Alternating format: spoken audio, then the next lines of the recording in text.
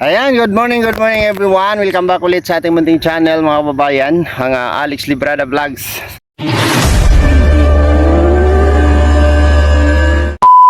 So, isang mapagpalang umaga po sa ating lahat. At andito ako sa kalagitnaan ng bundok ng Tralala, no? Andito tayo sa area. So, ito yung pangalawang project po natin, guys, no? Nahuli ako. Andun na yung mga alagad. Nakaakyat na sa taas at magpapalinis tayo sa area, no? Kumuha ako ng 10 tao para magtabas sa area. Grabe, hingal. Dito ang intro sa kalagitnaan at ang ganda ng tanawin dito, oh. Yan. Alright, mga kababayan, ay kaingin kung tawagin, no? Kaingin. Palay po ang tanim niyan. Yan, palay po yan, no? Ito po ay palay ng tuyo, no? Upland kung tawagin. Upland rice, no? Kung sino nakakaalam sa ganitong klaseng pagpa-farming ng mga taga-bundok, no? Upland rice, no? Ito po ay tinatanim sa bukid, no? Hindi po kailangan ng tubig like palayan, no? Yung basakan kung tawagin. Ito po ay upland, no?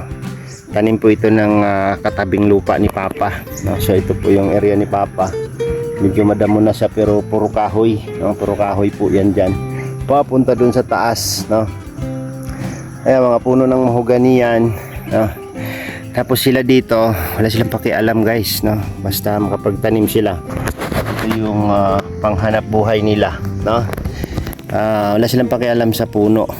Putol talaga lahat yan, no? Lahat ng kahoy putol yan. Ginagawa nilang uling yan. Doon, no? May umusok doon sa baba, oh. Uling yan, uling. Yan, oh. Yan, uling yan. So yun, no, choice kasi alam nyo po yung hanap buhay ng mga tao dito ay pagsasaka po. Tingnan mo yung area nila, wala nang kahoy, no? Wala nang kakapit. So may dala tayong panabas dito. At grabe yung namin, sakripisyo, kasi doon kami magluluto ng pananghalian sa bukid. At si Papa, 2 araw na doon sa bukid, hindi siya bumababa. At nanghihina daw siya pag nag-stay siya sa sa bahay, no, dito sa baba. Grabe, pawis, aga pa. Grabing papawis, guys. Tingnan nyo po, puro kahoy na yan. Area ni Papang. Ito po yung area ni Papa na nakatitle po sa pangalan niya. At pinipreserve po namin itong mga kahoy dito. Pinipreserve namin. Preservative. Hawo.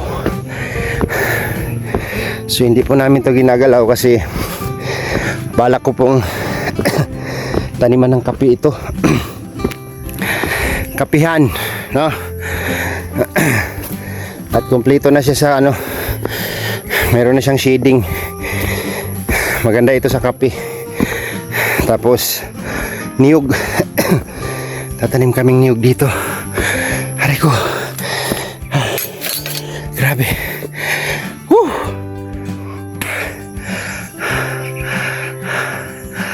Alright, grabe yung hingal, guys. Mahaba-haba pa. Layo pa, oh. Layo pa ng akitin natin.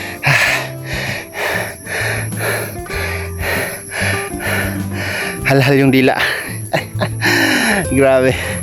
So yan, palaki na ng palaki yung mga puno dito kasi pinipreserve namin itong puno dito. Someday magiging to, forest attraction ng mga tao dito. Hindi namin puputulin yung mga kahoy dito, right? Kasi marami naman tayong pwede itanim. Pwede tayong tanim ng niyog, kape, o diba? Maraming produkto ang pwedeng itanim dito, guys. Kikita tayo kapag nakatanim tayo ng malapad. Alright, ito 2 hectares. Kapihan lahat. Ay, grabe yan. Mahal ang kilong kape ngayon, no? So yun po yung plano ko dito. Dahan-dahan lang, hinahinay lang tayo, no? Kapag tag-ulan-ulan, magtatanim na ako ng kape dito. Right, abang po sa dun sa taas. Grabe. Ay! Woo! Grabe. Namatay na yung mangga dito. Ito yung area ko, guys. Ito yung ipapalinis natin. Mula doon sa baba hanggang doon sa kabila. So yung ating mini forest, andyan po siya. Yan. At ito puro rubber po ito. Puro rubber, kaya palilinisan natin, patatabasan. Tapos siyempre meron na mga chemicals dito na para sa damo, no? Para sa pamatay damo. So yan na po yung rubber ni Papa. Nagdahon na siya. Malapit na rin po yan mag tataping na yan si Papa ng rubber niya. So nag-start na yata sila ng tabas dun sa baba. Grabe, hingal, sobra hingal talaga.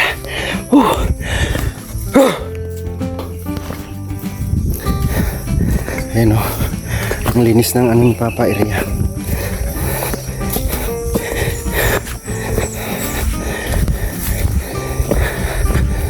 Ay, sarap sa pakiramdam pag nandito ka na sa taas. Relax na relax. Stress free, stress reliever. Ang sarap sa pakiramdam. Nandito ka na sa taas. Ayun, nakasalang na yung ulam namin pananghalian. Ayan, shoutout nga pala kay Tita Ania Olarte. Ay, Tita Ania Haramilya, no? CR na yan, sa kanya po yan, no? Nung una natin pagpunta dito. At yung solar po ni Ate Ani, ayan po siya, nakalagay yan sa bubong, no? Yan. Alam kung gagana pa ba yan. Wow. May mga ano na dito. Manok, si Brad Tata. Nalulusog ng mga sisiw niya. Grabe yan.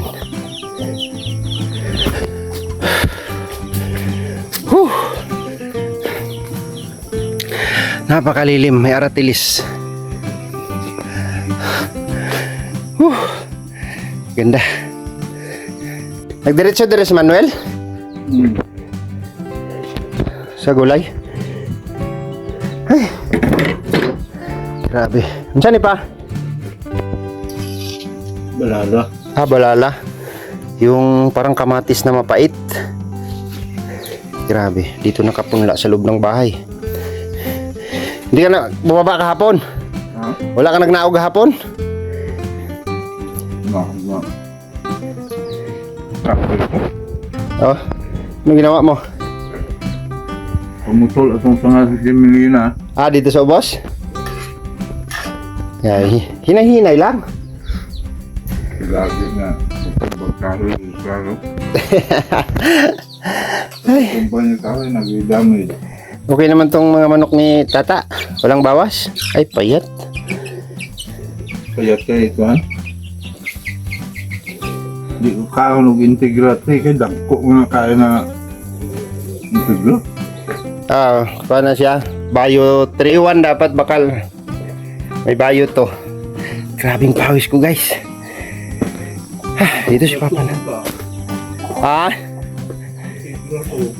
Integra to. Dito si Papa natulog. Grabe yan. Ganda ng area ng kapatid ko. Daming niyog. Grabe yung bunga ng niyog, sus, dami. Tinaniman niya ng saging. Ito yung boundary namin. May niyog na yan. Punta doon.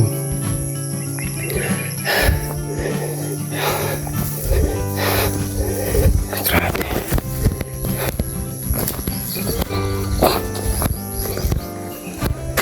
Saan kaya sila?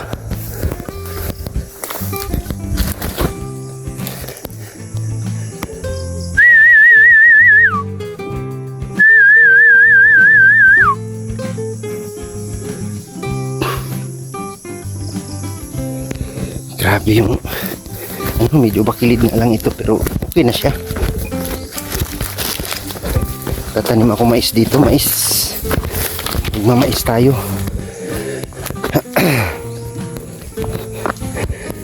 Kaya yung tumubo yung durian na tinanim ko.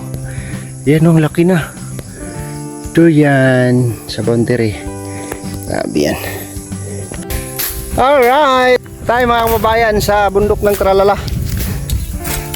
At dito yung mga mga alagad, ang mga mananabas.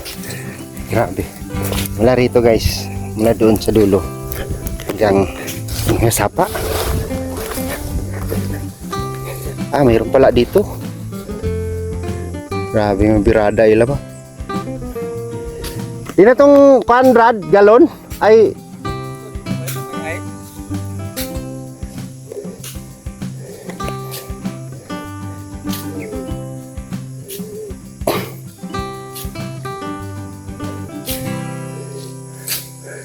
hanggang doon sa taas. Grabe ang lawak nito.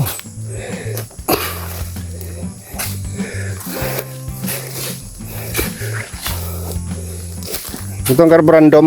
Paong ka? Tubig?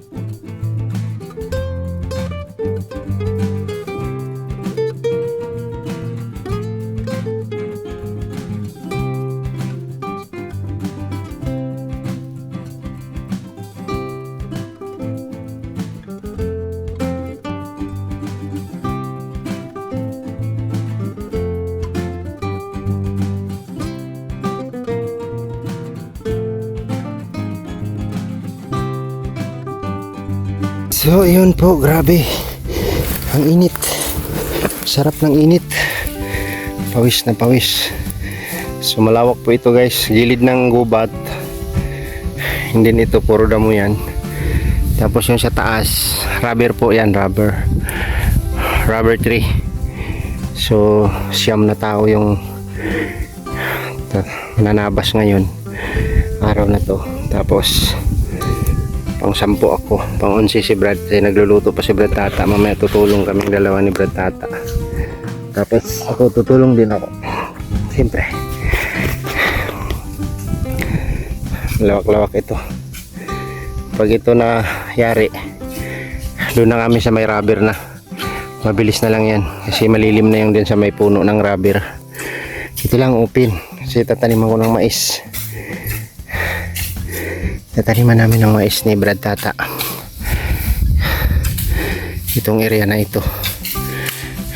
Doon sa baba, puro ano na. So pag namaisan ko ito, tataniman ko ng niyog. Ayan, may niyog na si Tatang natanim dyan. Papunta dito hanggang doon sa dulo. Hanggang doon sa dulo. Niyugan natin lahat. Pagka lumaki na yung niyog, saka natin pasukan ng kape. Saka natin intercrop yung kape. Grabe, sanay na sanay sila. Dati ito yung gawain ko dati, ngayon wala na. Hindi na ako umuubra. Pero ano lang, pabanding-banding lang yung sa akin. Banding-banding lang. Kaya makarating kami doon sa taas mamaya. Ito after 2 weeks, 1 week 2 weeks, pagka mainit lang, susunugin na namin to. Tapos tataniman na namin ng mais. Tapos pag tubo ng damo, isprehan lang. Grabe, sanay sila. Hindi na katulad dati na gawain ko yan. Hindi pa ako nakapag sweater. Kalimutan ko magsuot ng sweater. Kaya ayan, babad na babad ang ating braso. Ayan, sila lahat naka-sweater yan. 4 dito, 5 doon sa kabila. Doon, so makikita nyo po itong lawak ng ganyan area pagka nalinisan na po ito guys, no? Pag nasunog na namin tong damo na to, lawak nito papunta doon sa baba.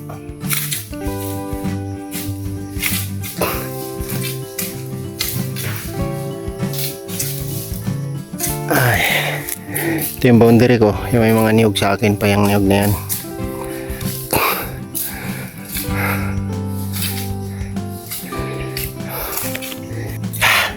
Lawak ng area guys. Lawak ng area na nakatiwangwang. Kaya trabahuin natin. Tanim tayo ng malapad na maisan para makatulong sa ating pagkain at saka tawag nito, pagkain sa baboy, manok. Yung pinaka-importante kapag may alaga kang hayop, meron kang taniman ng mais na malawak. So meron tayong niyugan dyan, no? Grabe, hindi na ako sanay sa ganitong trabaho. Ilang dekada ko nang hindi nagawa ito. Pero ngayon, laban pa rin naman tayo, no? Laban pa rin tayo sa ganitong trabaho kasi dito ako lumaki. Nakasanayan ko ito. Nga lang, matagal na tayo na bakante. Hindi na tayo katulad dati na hindi tayo napapagod. Ngayon, grabe. Sobrang ano na.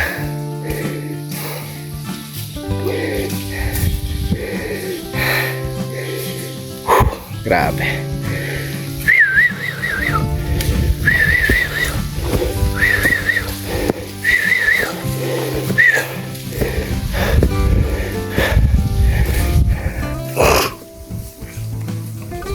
So, yun po, grabe. Ang init. Sarap ng init. Pawis na pawis. So, malawak po ito guys. Gilid ng gubat. Hindi nito puro damo yan. Tapos yung sa taas, rubber po yan, rubber tree. So siyam na tao yung nanabas ngayon araw na to. Tapos pang 10 ako, pang 11 si Brad, kasi nagluluto pa si Brad Tata. Mamaya tutulong kaming dalawa ni Brad Tata. Tapos ako tutulong din ako, siyempre. Lawak-lawak ito.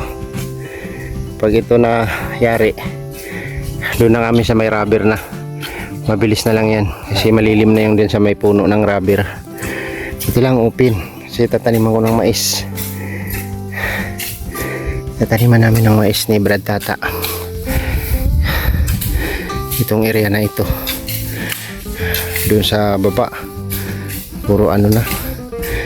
So pag namaisan ko ito, tataniman ko ng niyog. Ayan, may niyog na si Tatang natanim dyan.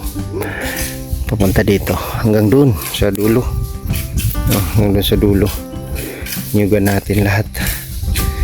Pagka lumaki na yung niyog, saka natin pasukan ng kape. Saka natin intercrop yung kape. Grabe. Sanay na sanay sila. Dati ito yung gawain ko dati. Ngayon wala na. Hindi na ako umuubra. Pero ano lang, pabanding-banding lang yung sa akin. Banding-banding lang.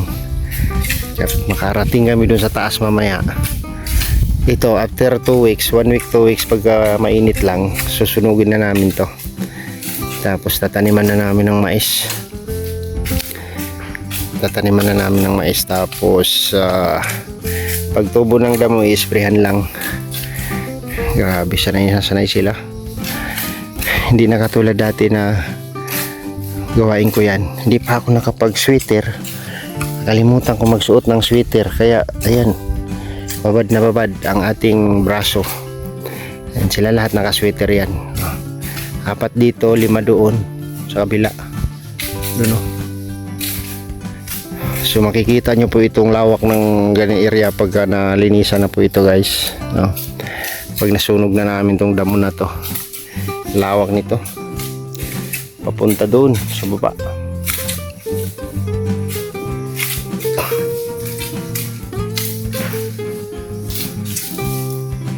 Ay, ito yung boundary ko. Yung may mga niyog sa akin pa yung niyog na yan.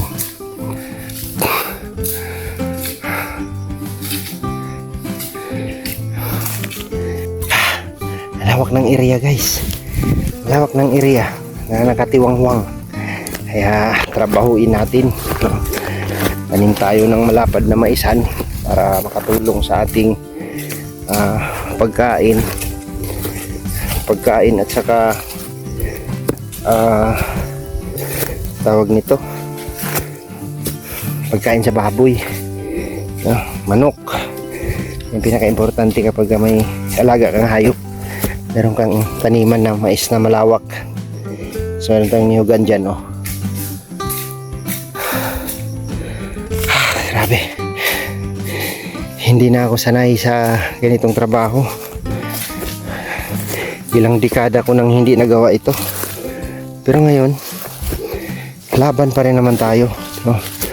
Laban pa rin tayo sa ganitong trabaho kasi dito ako lumaki. Nakasanayan ko ito. Nga lang, matagal na tayo na bakante.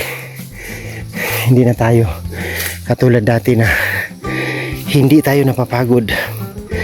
Ngayon, grabe. Sobrang ano na.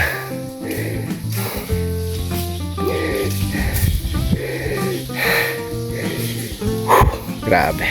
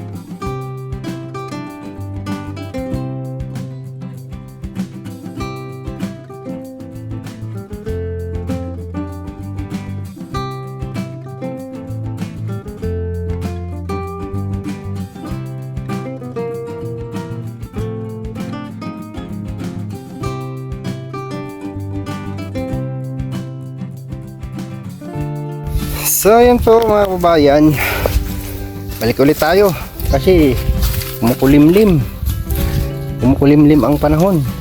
Hanggang dito po yan, oh. Papalinis po hanggang doon sa ano, siguro mga nasa ano yan,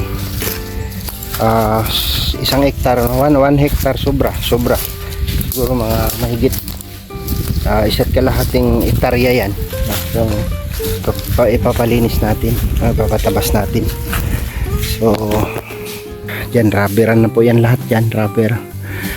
Dito inisprayan nila ni Papa yung damo dito, namatay, oh.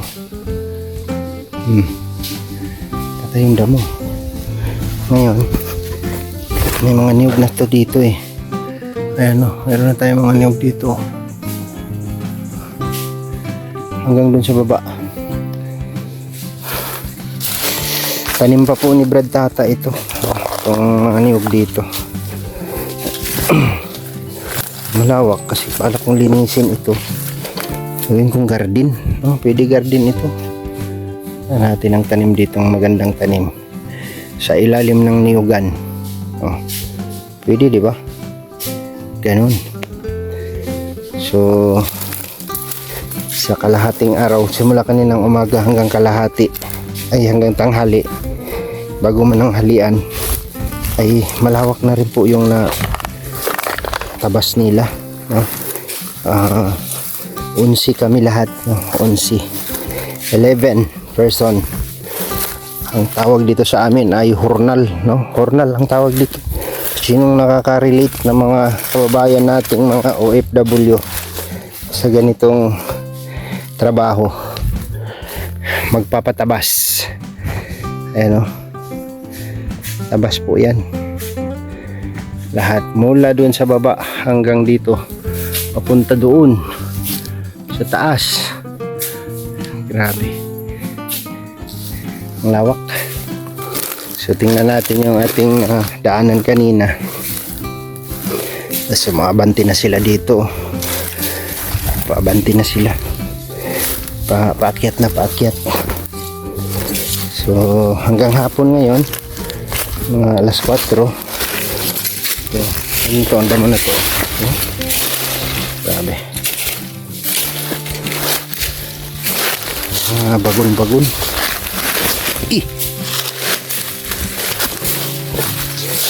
tanlog ng butas ko, no?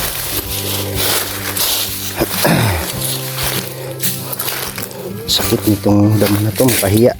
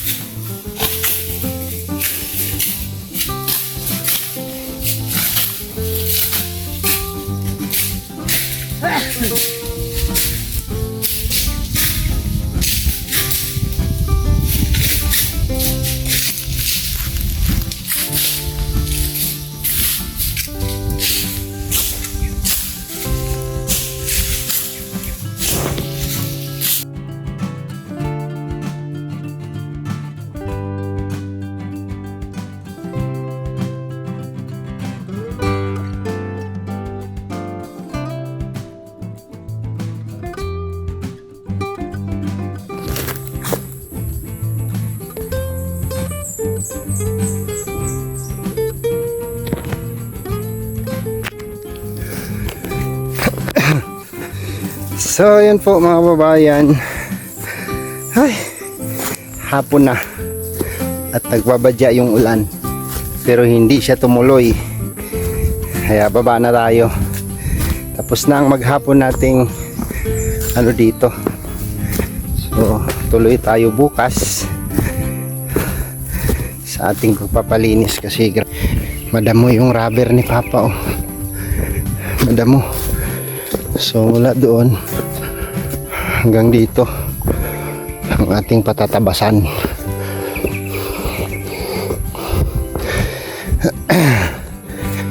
Dungka agro ni Boss Brad. Nipis lang man. Dahil lang baga-baga, oh.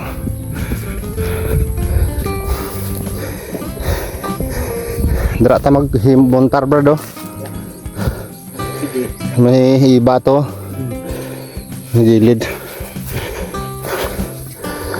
Mahimo ko payag dio. Naguro ka star laki. Wala na tungkuan. Huhuy. Huyan na.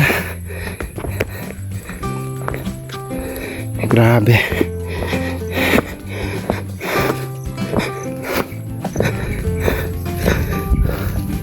Patay ng sagbot, no? Dili ni sa mamidped, oh. Lampas mo na da? Ha? Then? Ha? Ah? Lagpas pagili na da? Paano mo na ano? Ang sakon?